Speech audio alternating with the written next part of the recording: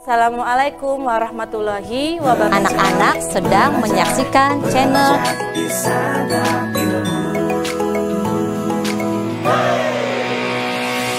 Belajar di Santap Ilmu. Banyak video baru yang selalu terkasih menemanimu. Ayo belajar di Santap Ilmu. Assalamualaikum warahmatullahi wabarakatuh. Kembali lagi bersama Ibu Sri Mulyati dari SD Negeri 1 Gempol, Kecamatan Gempol, Kabupaten Cirebon, pada channel YouTube Santap Ilmu. Anak-anak, pada hari ini kita akan mempelajari mata pelajaran IPAS kelas 6 dengan materinya yang sangat unik sekali, yaitu gawat. Benarkah energi di bumi ini akan habis? Nah, untuk lebih jelasnya, yuk kita simak baik-baik anak-anak. Ya, sedikit cerita. Pada bulan Agustus tahun 2019 pernah terjadi pemadaman listrik di 3 provinsi, yaitu DKI Jakarta, Jawa Barat, dan Banten. Selama 3 hari berturut-turut. Peristiwa ini membuat 21 juta rumah, gedung, dan pabrik tidak mendapatkan pasokan listrik dan diperkirakan mendapatkan kerugian besar triliun rupiah. Sarana transportasi seperti kereta listrik, bandar udara tidak dapat digunakan. Media telekomunikasi dan industri pariwisata juga terkena imbasnya. Banyak aktivitas yang terhambat, bahkan terhenti akibat tidak adanya pasokan listrik. Anak-anak, pernahkah kalian mengalami kondisi serupa? Bagaimana jika hal itu terjadi lagi untuk waktu yang sangat lama? Apa yang bisa kita lakukan bersama-sama? Nah, yuk kita masuk pada topik yang pertama, yaitu topik A. Apa jadinya jika tidak ada energi? Ketika tidak ada energi listrik, tentu kita akan sangat kesulitan melihat pada malam hari. Karena apa? Karena pada malam hari ini kita tidak akan mendapatkan cahaya penerangan dari lampu. Kemudian kita juga tidak bisa menggunakan perangkat listrik lainnya seperti televisi, lemari kulkas ya, lemari es, kemudian telepon, pompa air, lampu, laptop, komputer, dan sebagainya. Tak hanya itu, ketika tidak ada energi listrik, maka kita tidak bisa berkomunikasi dengan orang lain karena menggunakan jaringan seluler, dan kita pun tidak bisa ya menggunakan koneksi internet. Hal ini disebabkan semua perangkat komunikasi termasuk satelit dan menara pemancar membutuhkan energi agar dapat berfungsi dengan baik. Ya. Tapi apakah memang semua energi hanya berasal dari energi listrik? Anak-anak, sebenarnya tidak. Justru 64,5% energi listrik yang kita peroleh didapatkan dari energi fosil. Apa itu fosil? Nah, energi fosil adalah energi yang didapatkan dari minyak bumi, batu bara, dan gas alam. Minyak bumi, batu bara, dan gas alam ini dimanfaatkan untuk menghasilkan energi listrik melalui pembangkit listrik. energi listrik yang dihasilkan akan dialirkan untuk memenuhi kebutuhan kita. Ya. Selain dimanfaatkan untuk menghasilkan energi fosil, juga digunakan untuk keperluan transportasi. Sepeda motor, bus, mobil, kereta api, dan pesawat terbang menggunakan bahan bakar fosil agar dapat berfungsi dengan baik. Jadi, energi itu sangat dibutuhkan untuk membantu kita melaksanakan semua aktivitas dalam kehidupan sehari-hari kita.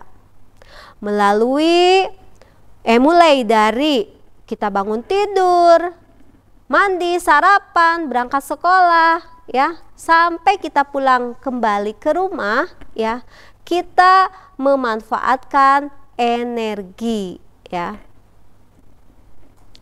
Bentuk energi.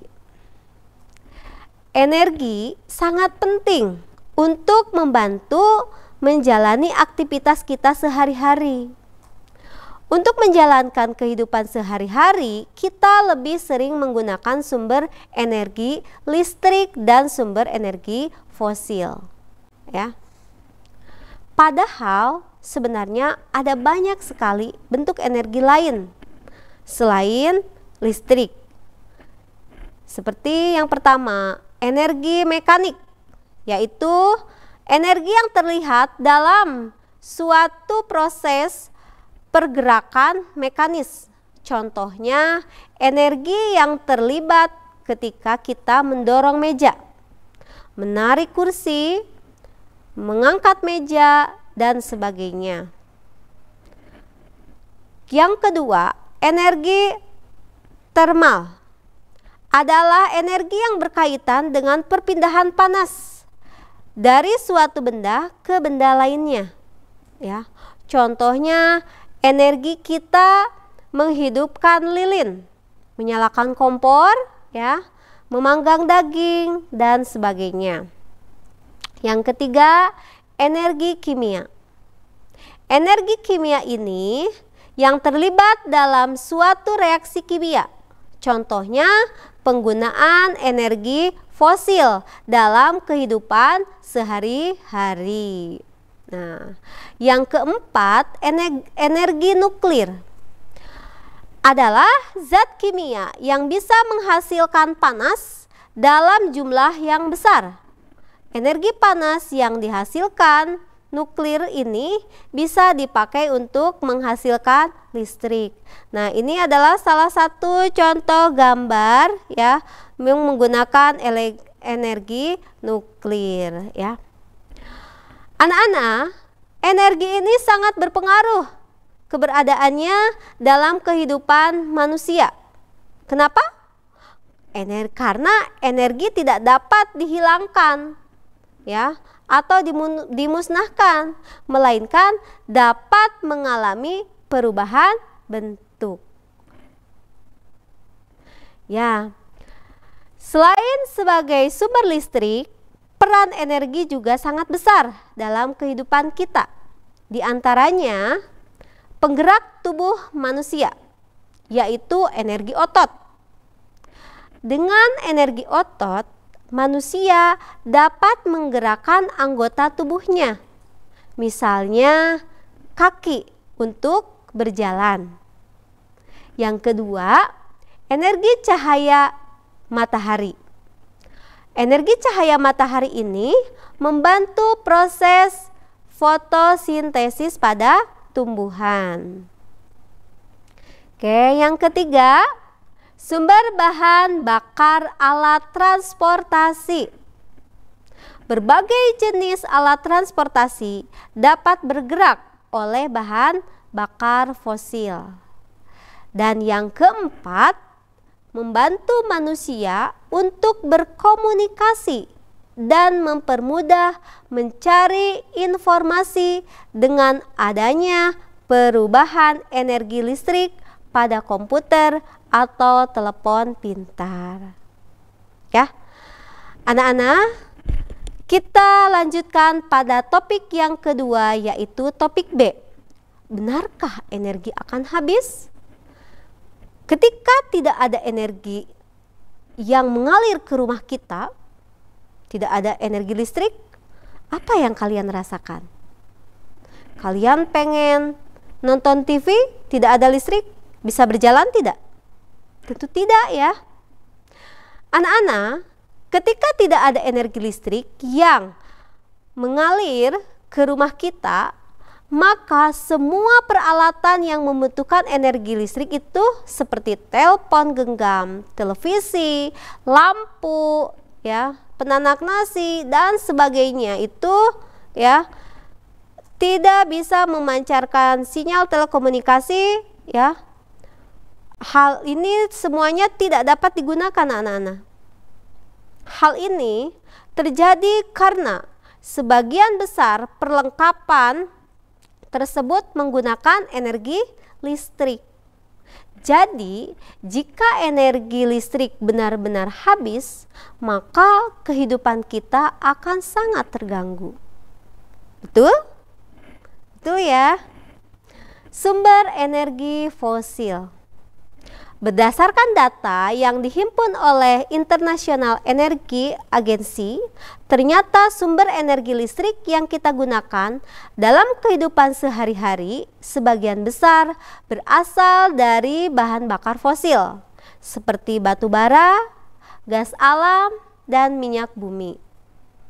Bahan bakar fosil digunakan untuk memanaskan air sehingga terbentuk uap. Kemudian uap yang dihasilkan akan dialirkan sehingga dapat menggerakkan turbin. Ya. Gerakan turbin ini akan menghasilkan energi listrik yang selanjutnya akan dialirkan ke gardu-gardu dan rumah-rumah serta gedung. Ya. Jika kita terus-menerus menggunakan bahan bakar fosil untuk memproduksi energi listrik, maka semakin lama bahan bakar tersebut semakin berkurang, bahkan akan habis. Dengan demikian, kita tidak dapat menggunakan energi fosil lagi untuk kehidupan sehari-hari. Mengapa demikian?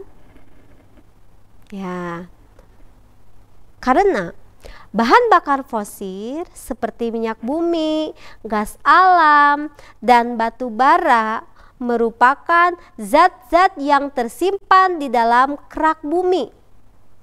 Bahan ini berasal dari tanaman dan hewan yang telah mati, kemudian membusuk dan tertimbun oleh tanah pasir, batuan, dan zat-zat lainnya. Senyawa-senyawa ini dapat berubah menjadi batu bara, minyak bumi, dan gas alam setelah melalui proses penimbunan dan pemanasan selama jutaan tahun. Nah, dibutuhkan waktu yang sangat lama anak-anak untuk membentuk bahan bakar fosil, ya. Itulah alasannya mengapa bahan bakar fosil merupakan bahan bakar yang tidak dapat terbarukan. Bahan bakar fosil sangat sulit dibuat dan sulit untuk diperbarui atau dibuat ulang, ya. Jadi berhematlah anak-anak mulai dari sekarang, ya. Baik anak-anak, kita lanjutkan. Menurut Richie Hanna tahun 2017, jika kita masih terus-menerus menggunakan bahan bakar fosil, ya, seperti saat ini, maka diperkirakan pada tahun 2060 kita akan kehabisan sumber bahan bakar fosil. Akibatnya, perlengkapan dengan sumber energi yang berasal dari bahan bakar fosil seperti kendaraan bermotor, mesin diesel, dan pembangkit tenaga listrik, ya, tenaga uap, tidak dapat digunakan lagi. Hal ini dapat menyebabkan krisis energi. Oleh karena itu, penggunaan bahan bakar fosil perlu dihemat sehingga sumber bahan bakar fosil tetap terjaga keberadaannya. Nah, di sini kita bisa lihat gambarnya ya. Tuh. Baik, anak-anak. Apa yang sudah kita pelajari pada bab ini? Pada topik ini ya. Yang pertama, bahan bakar fosil termasuk ke dalam sumber energi tidak terbarukan atau dapat habis ya. Yang kedua, sumber energi listrik yang kita gunakan dalam kehidupan sehari-hari sebagian besar berasal dari bahan bakar fosil. Yang ketiga, jika bahan bakar fosil habis, maka dapat menyebabkan krisis energi. Yang keempat, tanpa energi listrik, semua peralatan elektronik yang ada di rumah, di kantor, di gedung, di pabrik, dan di tempat-tempat lainnya tidak dapat digunakan. Dan yang kelima, untuk menghindari krisis energi, kita perlu menghemat penggunaan energi. Jadi, mulai sekarang yang biasa mengecas chargernya lama-lama ya, kalau sudah selesai digunakan cepat dilepas ya, agar kita bisa menghemat energi. Baik anak-anak, kita lanjutkan pada topik yang ketiga, yaitu topik C, energi terbarukan. Pada materi sebelumnya, kita sudah mengenal tentang energi fosil yang ternyata dapat habis. Butuh waktu yang sangat lama agar bahan bakar ini terbentuk kembali. Namun, saat ini bahan bakar fosil sangat dibutuhkan dalam keseharian manusia. Oleh karenanya, perlu bahan bakar pengganti agar bahan bakar fosil tidak cepat habis. Tahukah kalian bahan bakar pengganti apakah itu? Kita bisa menyebutnya dengan energi terbarukan. Apa itu energi terbarukan? Energi terbarukan yang juga dikenal sebagai energi ramah lingkungan adalah jenis energi yang dihasilkan dari sumber daya alam yang diperbarui secara berkelanjutan. Ya. Energi terbarukan adalah energi yang digunakan sebagai pengganti energi fosil yang berasal dari alam dan tidak akan habis. Karena berasal dari alam, penggunaan dari energi terbarukan ramah lingkungan. Oleh karena itu, banyak negara yang membangun pembangkit listrik menggunakan sumber energi ini. Kelebihan lain dari energi ini yaitu gratis ya, karena berasal dari alam. Ya. Di sini ada sumber energi terbarukan ya. Sinar matahari, pemanfaatannya merupakan sumber energi cahaya terbesar di dunia dan dapat dijadikan sumber listrik dengan bantuan alat panel surya. Yang kedua, air dapat dimanfaatkan sebagai sumber listrik dengan memasangkan kincir pada air yang berarus deras sehingga dapat memutarkan generator yang menghasilkan arus listrik. Yang ketiga, biogas dihasilkan dari limbah rumah tangga, kotoran manusia, kotoran hewan, dan limbah organik lainnya. Biogas dapat menjadi pengganti gas LPG. Energi panas yang dihasilkan dari biogas juga dapat menghasilkan arus listrik dengan bantuan generator. Ya. Biodiesel berasal dari limbah tumbuhan. Bahan bakar ini dapat digunakan sebagai pengganti minyak bumi dan menjadikan sumber energi transportasi, industri, dan pembangkit listrik. Energi gelombang laut ya. Selain membantu para nelayan bekerja, gelombang laut atau ombak dapat dijadikan sebagai energi pembangkit listrik, sama seperti arus air. Gelombang laut saat terjadi pasang surut dapat dimanfaatkan untuk menggerakkan turbin. Nah, yang terakhir panas bumi. Beberapa wilayah memiliki titik-titik yang menjadi sumber panas bumi untuk menuju sumber energinya. Perlu dibuat sumur yang cukup dalam.